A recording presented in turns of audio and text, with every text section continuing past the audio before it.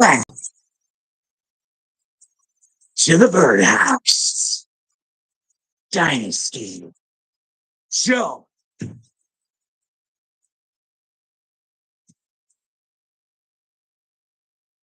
And tonight, we're going to discuss trades. That's right. Trade deadlines are coming up in your dynasty leagues. How to become a better trader, who to trade for, who to sell, why, how it can help you, and how you can dominate your competition.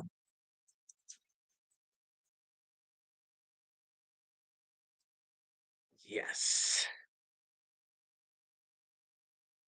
Thank you for joining us tonight in the Birdhouse. Great Wednesday evening here. Any questions, just feel free to throw them in the chat. You can check me out at patreon.com/Birdhouse Dynasty Show or buy me a coffee.com Birdhouse Dynasty Show. Anytime, anywhere, I'm available. Go ahead and hit me up. All right. So tonight we are going to get into some trade action. We're going to show you some trades. We're going to tell you how to get some trades done in your dynasty leagues.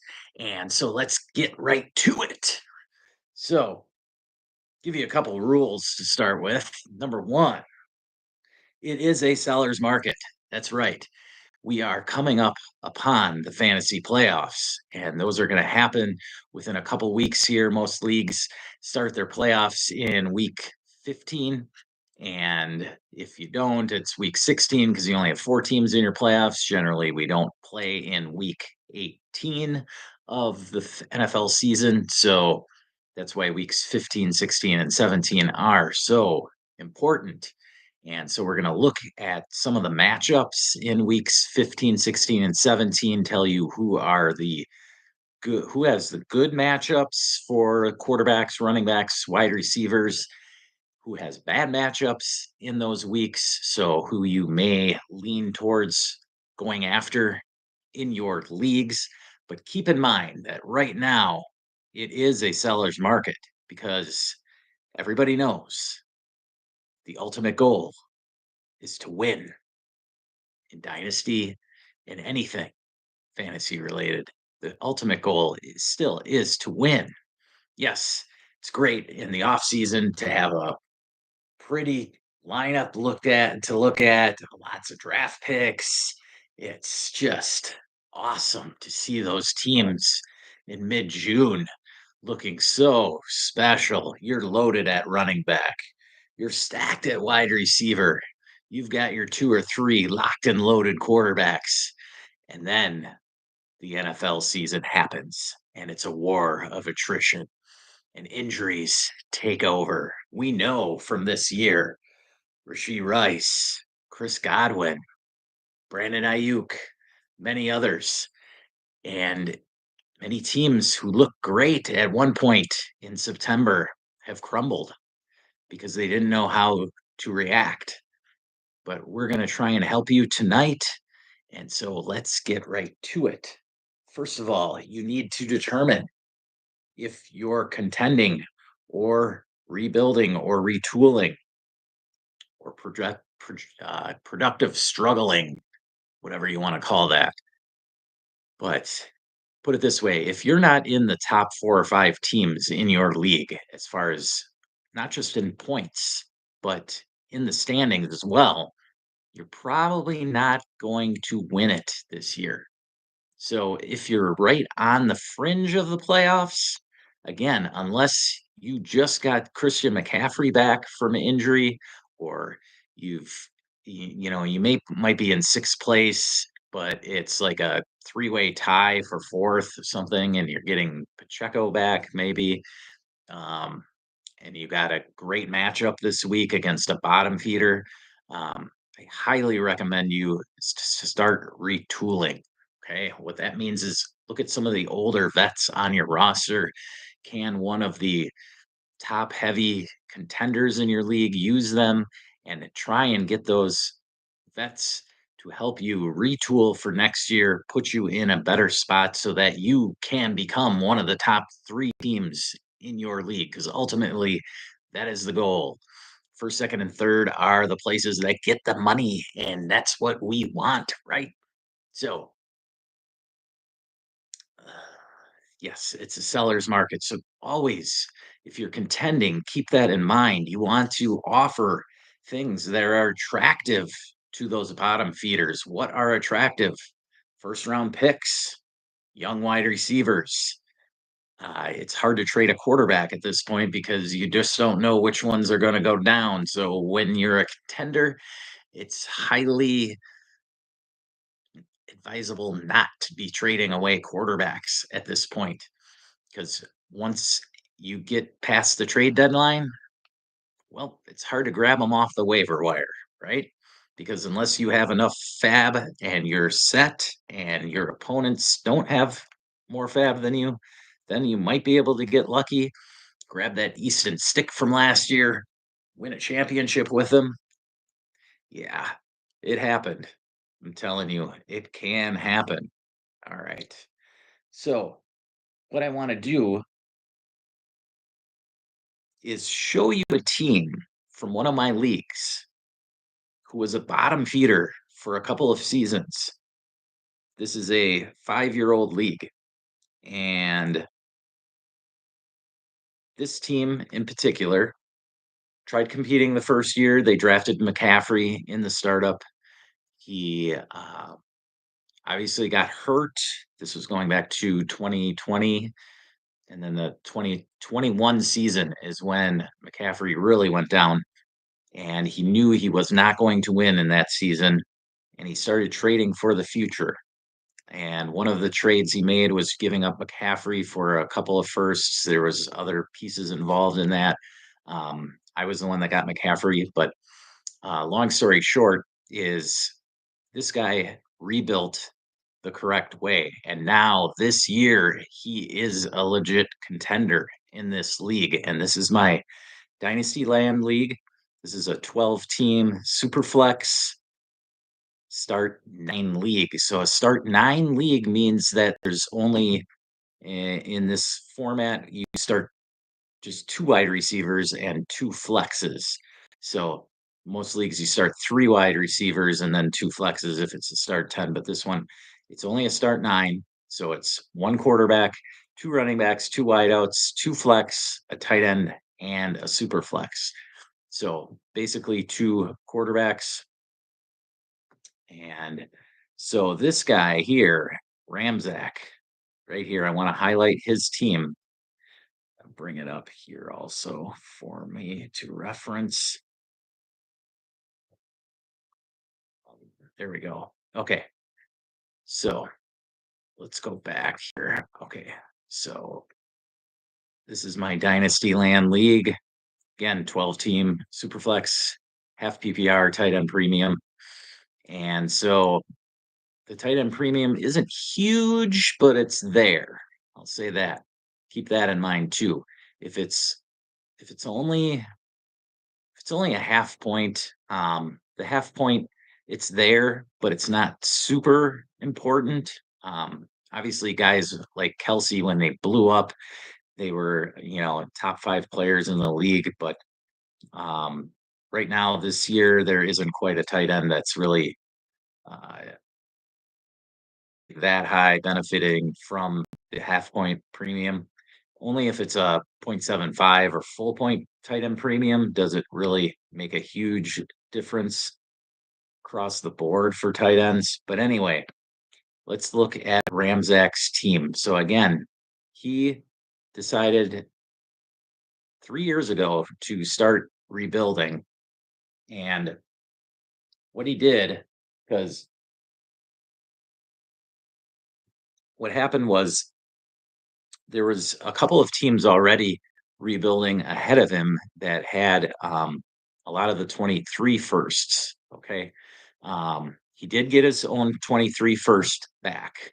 Okay. So the first thing to do when you're rebuilding is get your next year's first back if you have to. If you already have it, great.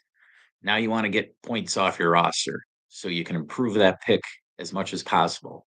Most leagues go by max points for, which means basically best ball scoring, so that you can't just bench all your studs and get less points or get a worse record. You have to have a full your roster as a whole has to be weaker as far as the players go, and what that does is helps generate action and activity in the league. You trade away your high scoring vets and get draft picks essentially, or younger players. So what this guy did here, Ramzak Troy, he he went ahead and loaded up a year further down the road. So he got his 23 first back, but a couple of other guys had like 6 or 7 of the 23 firsts already.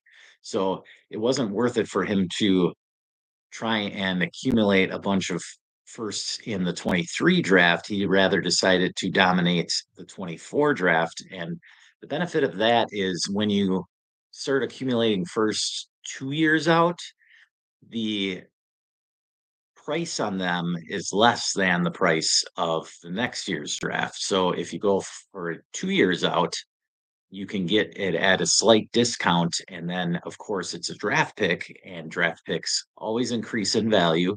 We all know how the fantasy dynasty offseason works. As the combine happens, as the free agency period happens, right after that free agency period, and that month-long time frame from mid March until the end of April when the NFL draft occurs, the value of those draft picks just starts skyrocketing. Every year, no matter how bad the draft class is, everybody gets all hyped up about the new rookies. And some years it's good, some years not so much. This year so far has been a very good rookie class. And why is that? Well, the value of the rookie classes is almost always determined by the quarterbacks. Starts and ends with the quarterbacks. Every year you can find a couple good rookie running backs, a couple good rookie wide receivers, some years more so than others. But this year in particular, 6 rookie quarterbacks were taken in, was it 6 in the first round? Trying to remember. 5 or 6. It was Caleb, Jaden, May, then Penix, Nix, no, McCarthy, Penix, and Nix. So yes, it was 6. And so 4 of them so far have been playing. McCarthy obviously got hurt, and Penix is sitting behind Cousins. Still, we're waiting. We're waiting. Might happen. But for now, it's just 4 quarterbacks have played. And the only one that's really disappointed out of those is actually the top guy, Caleb Williams. The other 3, Jaden Daniels, Drake May, and Bo Nix, have all showed great promise so far. Jaden Daniels especially started off hot. He's kept it up. The momentum has, built to a amazing crescendo to where, I mean, people were turning down offers of trading to Jaden Daniels to get Josh Allen straight up. Now, if you tried it right now, I think you'd probably take Josh Allen easily. But that's how the hype is with the rookies. Remember just a month or two ago what Malik Neighbors' hype was like? Yeah, and then he got hurt.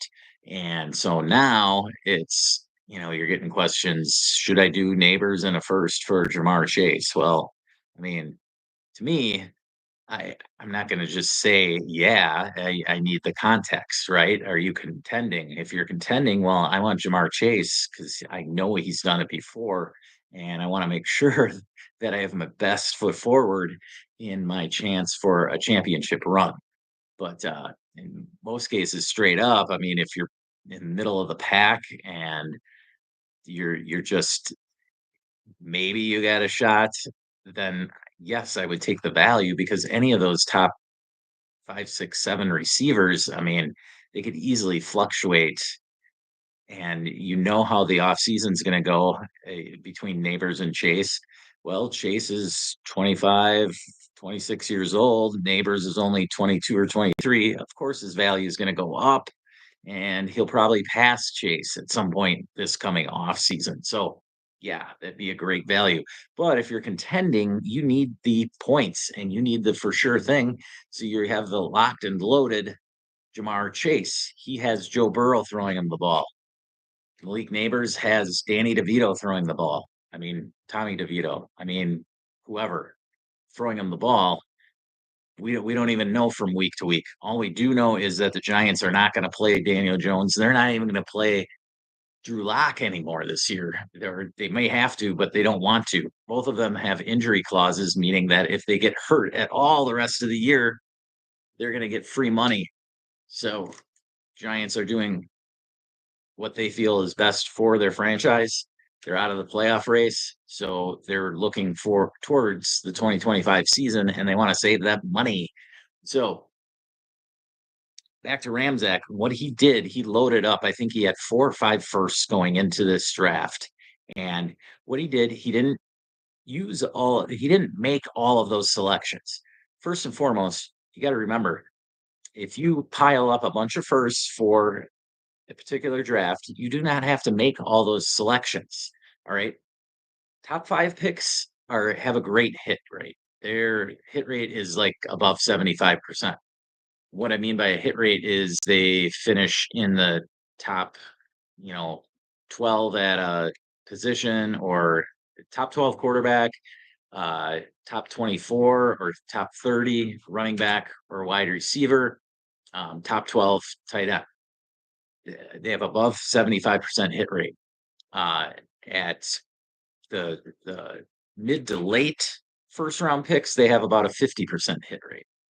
When you get into the second and third rounds, they're at about a 25% hit rate. Okay, so you're really looking at dart throws when you're getting those. Now, the seconds are obviously better than the thirds because the seconds are generally the guys people like better based on the combine or whatever. But when it really comes down to skill set, usually the second and third rounders, it really isn't much difference. It's just one guy has a little more hype than another, or they have a better landing spot, something like that. That makes their value increase heading up into the draft. And so they end up being second rounders versus third rounders. But a lot of times those seconds might not. I mean, the third rounders might end up being better than the second rounders. It's just kind of a crapshoot because most of those guys drafted in the second and third round, they're not like guaranteed starters. You know, if you're picked in the top 5, the rookies that we take in the top 5 of our rookie drafts, those guys are all like guaranteed starters. So you got somebody that you can lock into your lineup. I mean, go back, think about Jamar Chase and even Najee Harris, right, of that draft. Najee was going ahead of Chase in a lot of drafts. Obviously, Chase has turned out to be the better of the two. But at the time, Najee was definitely perceived as a very high caliber talent. And so he was a locked and loaded starter from the get go.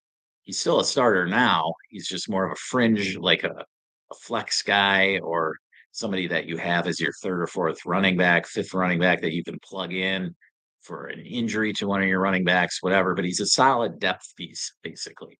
Nothing like Jamar Chase, who is a locked and loaded starter no matter what the matchup is. So let's look at Ramczak's team and how he acquired this team. So he drafted Jaden Daniels, um, traded for Joe Mixon, traded for Jonathan Taylor, traded for Terry McLaurin, drafted Marvin Harrison. So you can see there he had a couple of top 5 picks. Jaden Daniels and Marvin Harrison chose to make those selections, which was good. They were top 5 picks. You make those picks. Pat Fryermuth, not sure how he got him. Doesn't matter. Michael Pittman, I'm sure he traded for him because Pittman's been on like 4 teams in this league. Josh Jacobs, definitely traded for him. Jalen Hurts, definitely traded for him. Jordan Love, traded for him. James Cook, I believe he traded for him as well. Okay, and then we go down. Then he's got some of his depth pieces. Mike Evans, he had traded for. He's got Jawan Jennings. We'll get into him later. Garrett Wilson, he traded for. Sam Laporta, he may have drafted, I believe. David Njoku, not sure, but he's a solid piece on a contending team. Then you go down to his taxi squad and whatever. Then go down to his draft picks and look at what he still has going forward for him. Still has a 25 first. It's mine actually, from a trade. Who knows? I don't even remember what trade that was.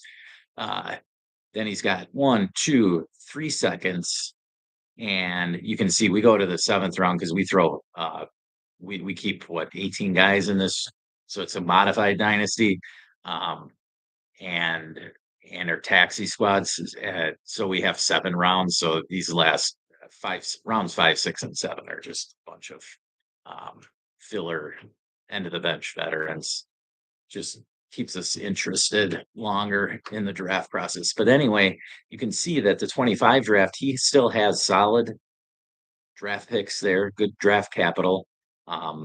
The key is he's got those seconds, which he could use to plug holes. Now he really doesn't need to because he's almost oversaturated in players. Again, this format only being start just 9. It really limits. You really need your hammers in this league, and he has the hammers going. I mean, Mixon's been smashing. Jonathan Taylor hasn't been smashing, but he's still considered a hammer. He's got Harrison, Cloran's dominating this year. Pittman, not so much.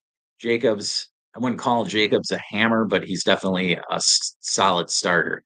Then with quarterbacks, he's got 2 studs in JD and Jalen. So he is locked and loaded, a high-end contender. He's what in the standings, he's 4th. Points wise, he is what 3rd. So he's right there. Definitely a high-end contender this year for the title. And he should have, he's looking very good going into the 2025 season because all of these guys, except for Cloran, all of these guys are pretty youthful. He's got Marvin, JD that are both rookies. So this is, if you looked at this guy's team just 2 years ago, he had like no points. He was scoring hardly anything, and he didn't even need to get to the bottom. He didn't have the top. He didn't take Caleb Williams, so I remember he didn't have. And maybe he did have the overall number 1, and he traded it. I think that's something he did. I think he had the overall number 1, and he traded back and got I want to say picks 3 and 4 are what he took. Jaden Daniels, Marv went 2. So somehow he ended up with picks 2 and 3, I believe they were. So anyway, he was smart with that 101 and made just a slight move back, but still kept a couple of top 5 picks in the process. And so this is the ideal way if you're in a full-on rebuild, what you need to do. You don't need to just go for all the picks in the next upcoming draft right away. You have to be patient if you're in a full-on rebuild. And what happened was in the startup, I remember he drafted again, he had McCaffrey and he had some other bets. He drafted a win now team out of the startup, and it didn't work out for him. So he knew he had to rebuild, but he wasn't impatient about it. He didn't think he had to do it all in 1 year.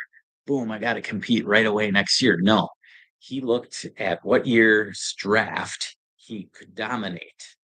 And since others had more firsts than him, he moved on to the next year. So what I'm saying is if your team is struggling and let's say you don't have your own 25 first right now, for one, definitely kick the tires on what it would cost you.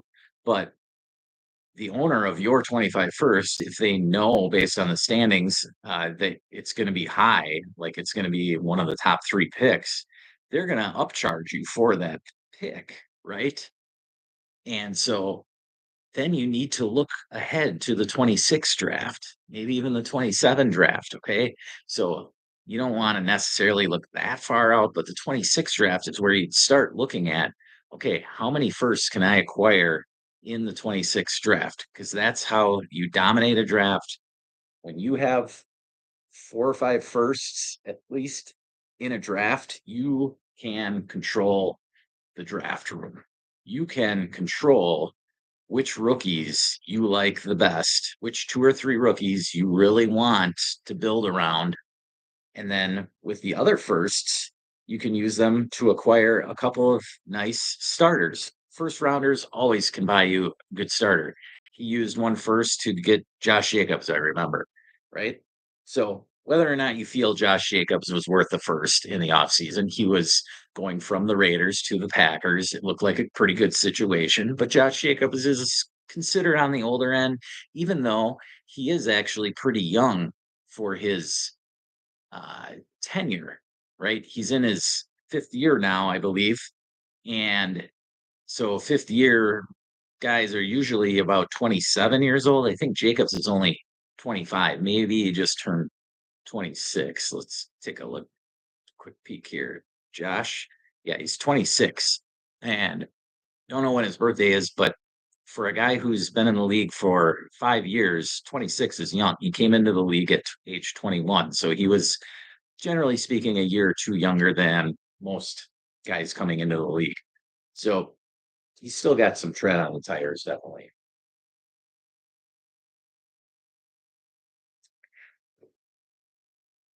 All right. So that's one way to successfully do a rebuild. And now Ramzak's got something good going for him for at least the next 2 to 3 years. Okay.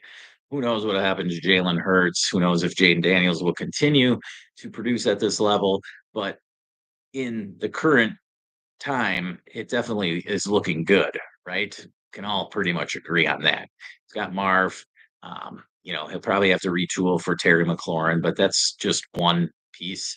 Um, Outside of that, Jonathan Taylor, Josh Jacobs, those are all looking pretty good for him. So, how did he get there? All right. Well, he had to sell some pieces that people wanted, right? If you got Christian McCaffrey and you're not going to win it this year, dude, you gotta dangle him out there, and you gotta make it so that the league knows that he's out there. Whether that means it doesn't mean just plopping him onto the trade block and saying, "Hey, come and get him," right? You have to be active. If anybody sends you an offer, even a crappy offer of just like say a late first, okay, kind of depends on your league's market. What have been people been paying for running backs in general? Now we all know McCaffrey's ceiling is running back number one, right? But you have to bake in the the the factor that he is now 28 years old, so there's a little less luster there. But at the same time, we all know that he can literally win the league for you. Okay. So if you're in seventh place, right? And McCaffrey is literally your best player. The rest of your team is like your quarterback situation shaky. Maybe you got a injury or two at wide receiver. Like you're still hanging on to Godwin or Ayuk, and you can't get anything for him. That's an ideal time to look at it. Hey, let me see if I can get a 25 and 26 first, or get creative. Maybe a 25 first and a good young wide receiver, somebody like Brian Thomas, who's underperforming right now because Mac Jones is now the quarterback. Okay. just look for guys who have just kind of tailed off these last couple of weeks. All right. Keon Coleman's injured. Uh, who else may throw some? I'm just looking quickly here. Um, even Malik Neighbors has tailed off a little. Um, but that's what you want to do is look for at least a first and a good young player that you can be who can be a starter for you next year. What you want to do is be splitting your good assets down. That's what I mean. It doesn't hurt you to go ahead and try and reacquire your 25 first back, right?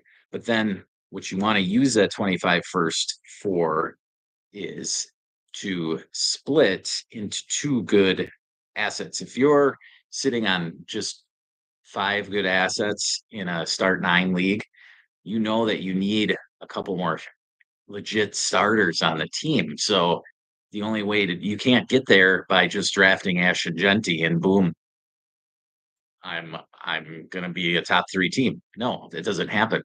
You need to split it into two good assets. So maybe you trade back, get Omari and Hampton, and then you acquire a 26 first on top of it. Or maybe you acquire a decent wide receiver on top of it, right? Another good young starter that you can use right away. So there's multiple ways to do it, but you got to make sure before you want to push your chips in that you are a legitimate contender. And that means that you have a little depth if there's an injury in the playoffs. Injuries happen, it's football. That is guaranteed. Okay. There's death, taxes, and guys get hurt playing football. Always happens. And this year, it's just like every other year. We had it happen all last year. All these quarterbacks were getting banged up. And yet it happens every single year. People get pissy because, well, my guys got hurt, so I couldn't compete. Well, did you try? I mean, I had Chris Godwin on 8 of my teams. All right. He was my most owned dynasty asset going into this season. Sure looked good for the first couple months, right? Then that Monday night game happened. Well, did I just throw him onto my IR and cry about it? No. I went ahead and tried to acquire another veteran player, likely a wide receiver, that could play for me right away. I got creative with it. I tried sending Godwin and second for Devontae Smith. I I made that happen. Um, I tried sending Godwin and a first for even better wide receiver. Okay. I did actually the Devonta Smith one. It was Godwin and a first for Devonta Smith and another starter. All right. It's a best ball league, so it's just another body. But long story short is that I went and took action upon it. If you had Godwin, if you had Ayuk, if you had Rasheed Rice, and you were contending or looking good at the beginning of the season, there's no reason that you couldn't stay contending if you wanted to. Rasheed Rice, he is a top 10 dynasty receiver. Okay. He's attached to Mahomes. He's in a good situation. He's going to bounce back next year. It's the writing's on the wall. Teams that aren't competing would want an asset like Rasheed Rice. I was actively trading for Rasheed Rice on teams that I was retooling or rebuilding with, and I acquired him in at least one league. I know for sure. So that's what I have to say about that part. Now let's get into what we can take specific action on going forward for this season, particularly in the playoffs, weeks 15, 16, and 17. I looked at the schedules and came up with some at the quarterback, running back, wide receiver, and a few at tight end and defense, if you play with defenses. I have some good buys and some not so good. buys based on their schedule. So some good. We'll start with the quarterback position. All right. Some good buys based on their schedule. Um, Tampa has a good quarterback schedule. Denver has a good quarterback schedule. Arizona and the Chargers. Those four teams. So Baker, Bo Nix, Kyler, and Justin Herbert all good quarterback schedules going forward. Now, Justin Herbert is going to be obviously pretty tough to acquire. You're going to have to shell out a couple of firsts and a good player, something like that. He's really hot right now. He just came off of a Sunday night game on national TV. He's going to be tough to get. I mean, even a rebuilding team would just want to sit on Justin Herbert. I mean, why not? The guy's only, what, 25, 26 years old. He's got his first year with Jim Harbaugh. He can only get better next year. They're looking good. So he's going to be tough to acquire. But the others, Baker is older, so but he has a 3-year contract. So don't be afraid to go after Baker. Bo Nix, again, he's looking good, but he was like the 10th or 11th pick. And so he doesn't have as much luster as like Caleb Williams or Jaden Daniels, yet Bo Nix is producing as a QB1. He's a top 12 quarterback right now. So he is attainable. Kyler Murray, again, somebody who's very polarizing, right? There's guys who are just literally out on Kyler because he's short, right? Well, truth be told, and I know because I've had Kyler on a bunch of teams, the guy puts up numbers. Okay. Kyler is one of the best guys at garbage time. I'm telling you, for the last 3, 4 years, the Cardinals have had a putrid defense, and Kyler loves to score points coming back when they're down 30-3. He will stack the numbers in the second half. Now, this year, Cardinals defense has been up and down, but it's been good enough to get them to a 6-4 record right now. So there's been some disappointing games for Kyler, but on the other side, there's been 4 or 5 really good games for Kyler. So, you know, not QB1. I'm not saying he's Josh Allen, right? But he has Trey McBride. He has Marvin Harrison now. He's going to produce numbers. Okay. So do not be afraid to go out and kick the tires on Kyler Murray. Now, the bad quarterback schedules, we have Minnesota, Seattle, and Detroit. Okay. So that means Sam Darnold, Geno Smith, and Jared Goff would be guys you'd want to avoid trying to go out and acquire. Okay. Don't overpay for these three. I'm not saying be out on them totally because Darnold and Geno are definitely affordable. You could get those guys for seconds right now. Okay. Darnold for a time there earlier in the year, you'd have to go give up a first. But the way he's performed the last, say, 3 weeks, he's had like 5 interceptions the last 3 weeks.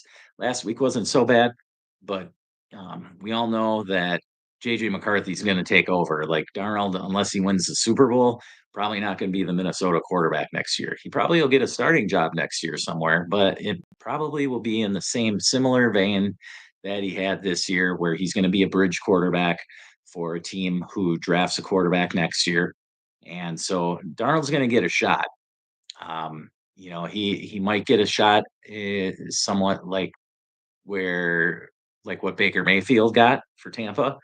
Um, but more likely, I think he's going to go somewhere where they're going to have a young guy waiting in the wings again. So Darnold's not somebody I'm hanging my hat on and just penciling him in. I'm good to go with this guy. Darnold's more of somebody that you'd have as your ideal like QB3, right? Jared Goff. Okay. Well,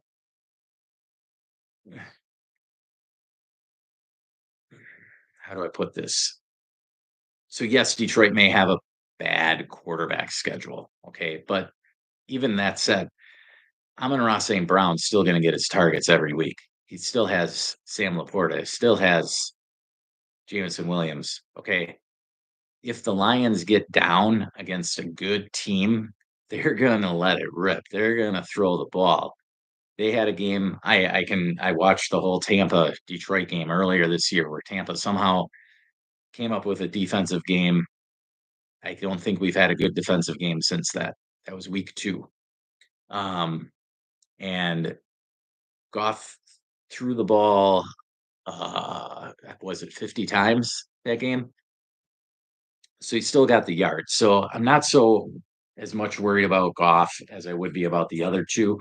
But with all these quarterback options out there, I mean, Goff and Baker aren't very they aren't very far apart as far as what they would cost. So I would just lean towards Baker if that's what you've got as far as assets to attain a quarterback in that range. They both would cost about a first right now. Okay. Baker maybe a little bit more because I don't know if he's younger. I can't remember which guy was drafted first. They both were drafted number 1 overall. I think Goff got drafted 1 year ahead of Baker. Don't quote me on that right now. But that's what you're looking at for quarterback. All right. Let's go over to the running backs. And at running back, good schedules going forward are Arizona, the Jets, Tampa, Las Vegas, and Detroit. So Detroit, opposite the quarterback, they have a good schedule for the running backs. Now, Jahmyr Gibbs and David Montgomery, they're going to be you're going to plug those guys in no matter what. Okay, Monty's not as highly regarded as Jahmyr Gibbs, but he is. I mean, I've got him on contending rosters, and I make sure I get him in my lineup because it seems like every other game he's scoring 2 touchdowns. So I want a piece of that. I want to make sure he's in my lineup, regardless of the fact that they have a good schedule. So, but the other guys, James Conner, definitely attainable. You could throw a second at and get James Conner. Brees Hall, definitely attainable. Most owners that have Brees Hall have been disappointed this season, but he's still the 7th highest scoring running back on the season.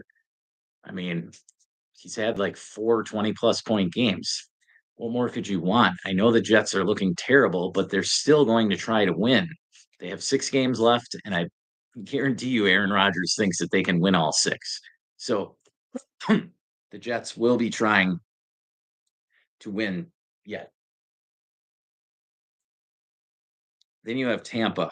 Now, that one's a little tricky with having Rashad White and Bucky Irving. But I would lean more towards Rashad White. They're both worth about a second right now. The key is the receiving. All right. Rashad White definitely gets more looks out of the backfield in the passing game. And so I think his floor is higher and the touchdown opportunity is probably equal. So I would lean for Rashad White, all things being equal. Now, Bucky's a little younger. Bucky's more of a guy for a rebuilding, retooling team because Bucky's just a rookie. Rashad White is in his 3rd season right now. So I don't know that Tampa re-signs him. It's kind of iffy there. We haven't really re-signed rookies as a franchise. Jason Lick tends to spend his money more wisely, in my opinion, elsewhere. So I don't see Rashad White, you know, if we're looking at it from a 2 or 3 year window here, Bucky is the better buy for a rebuilding team.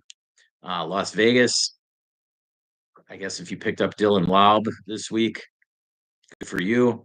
I like him. I like the opportunity. Amir Abdullah is the only other healthy back there for the Raiders. And so Dylan Laub should get a decent opportunity, at least. Should. I do that with should with an asterisk because who knows?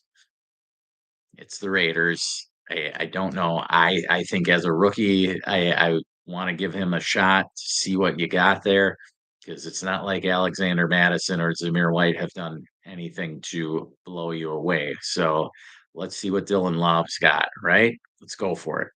Okay, now the bad running back schedules. And again, this doesn't mean that you sit these guys necessarily.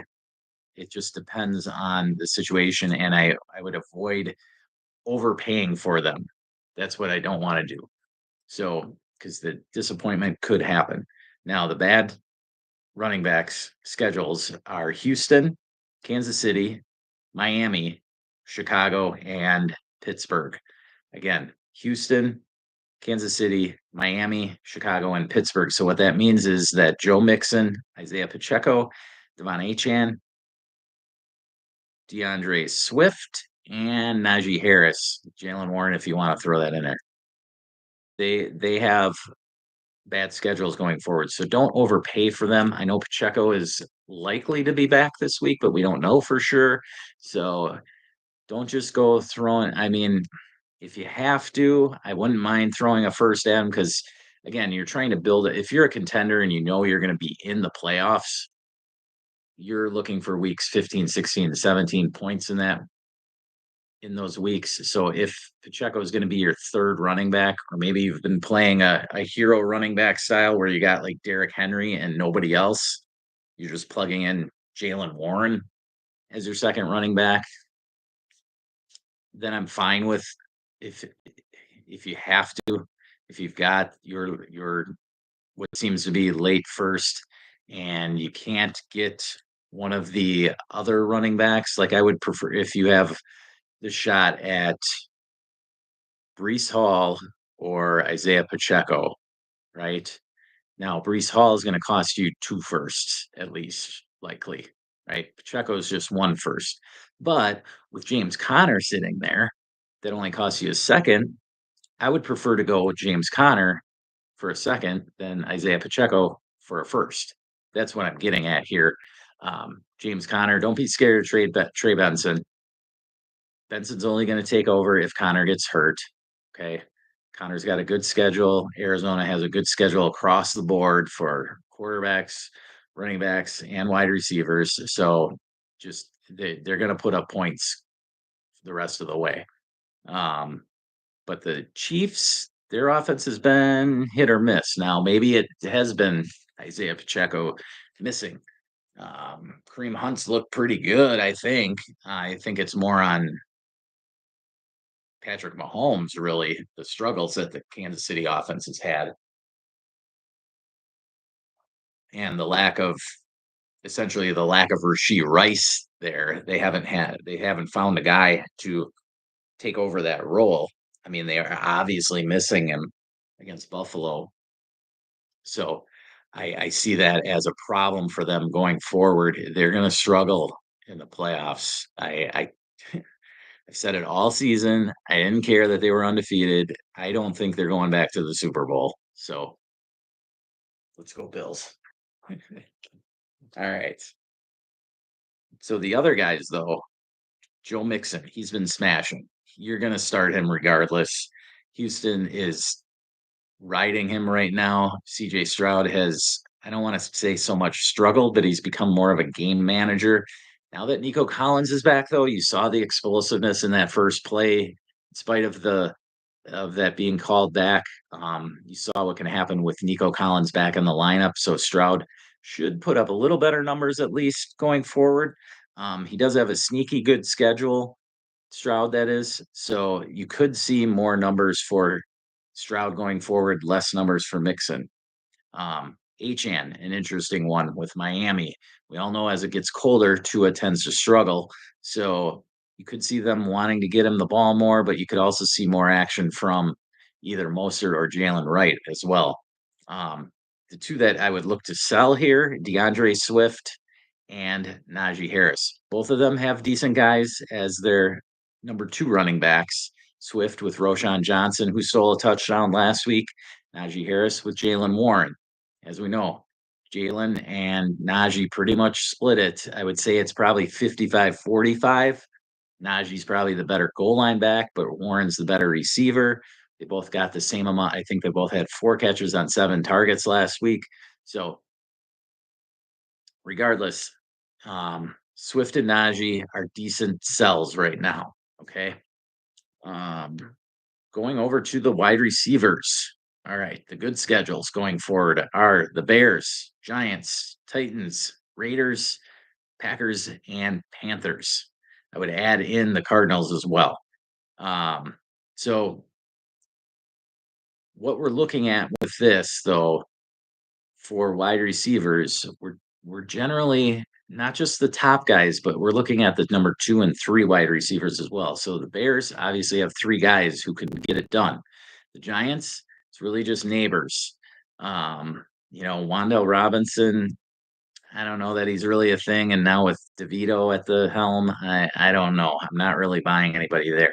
Tennessee is interesting though. Calvin Ridley.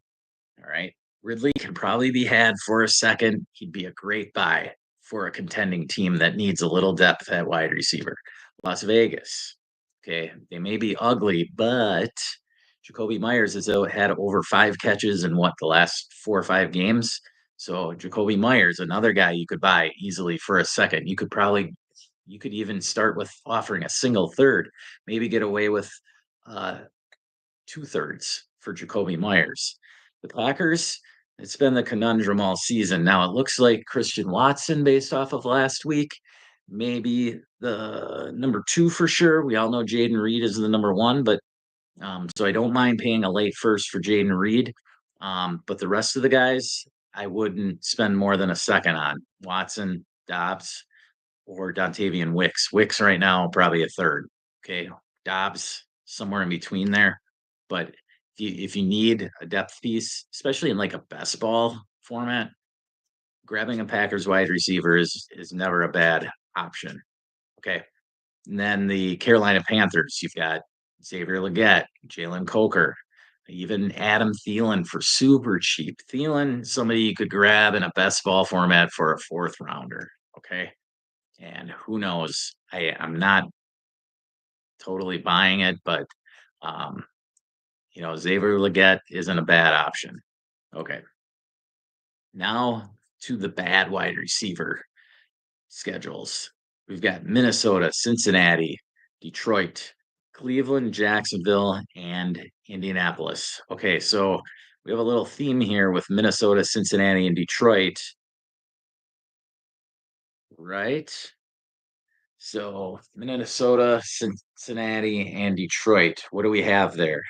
We have 3 of the top 5 dynasty wide receivers in Jefferson, Chase, and Amon-Ra.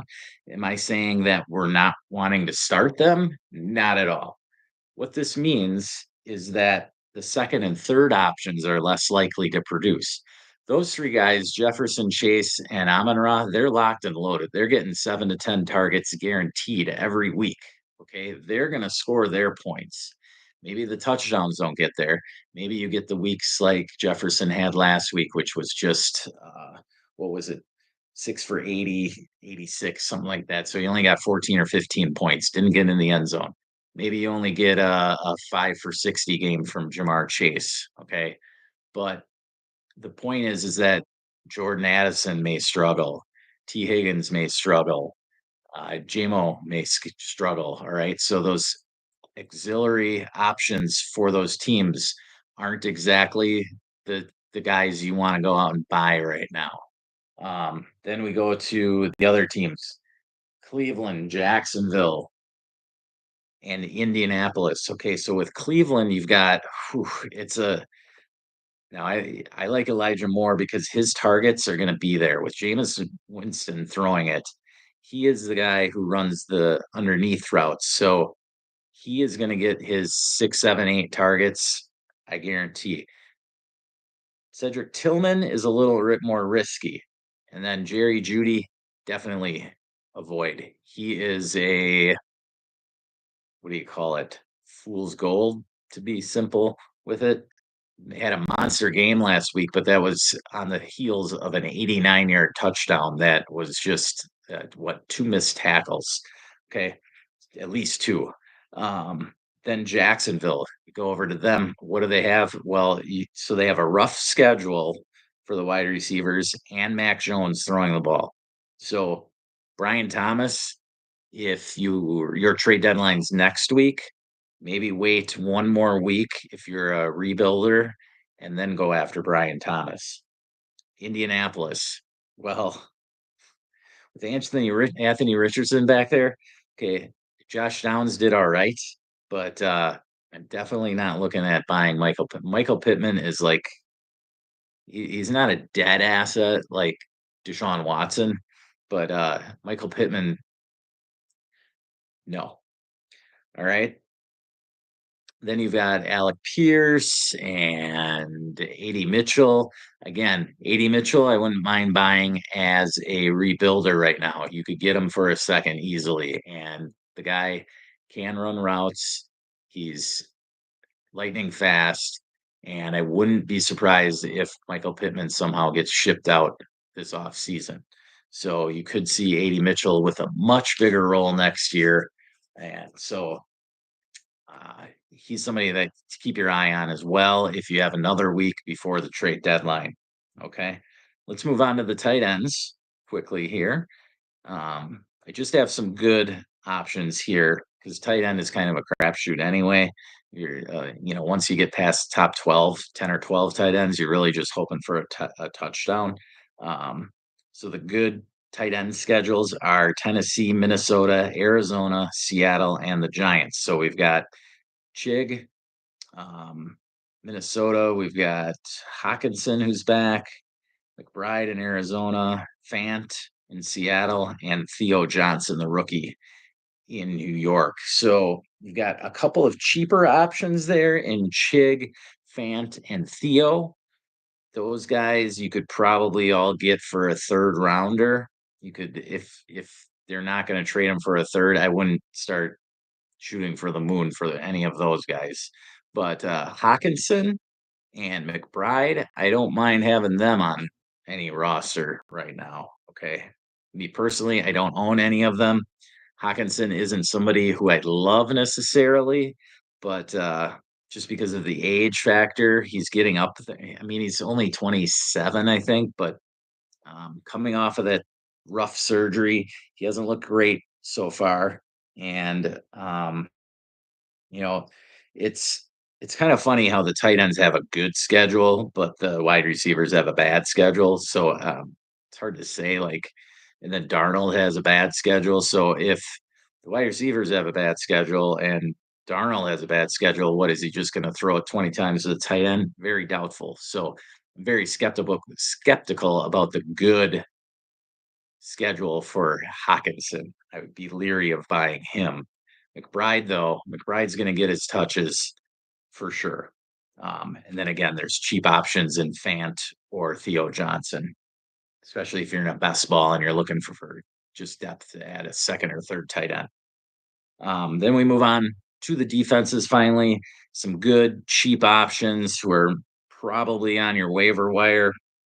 You've got Arizona, Atlanta, Cincinnati, Indianapolis, and of all people, of all teams, Jacksonville. So those teams have some matchups in the playoffs against teams with putrid offensive lines, so they could get some cheap sacks, get some cheap turnovers, maybe a touchdown here and there.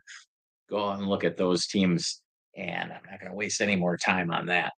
But again, we're going to go over some trades tomorrow with Matt English, and that should be a lot of fun. But thanks again for joining tonight. Check me out on patreon.com/Birdhouse Dynasty Show. You can get the rookie Superflex rankings for the 2025 class that I've put out, update them weekly.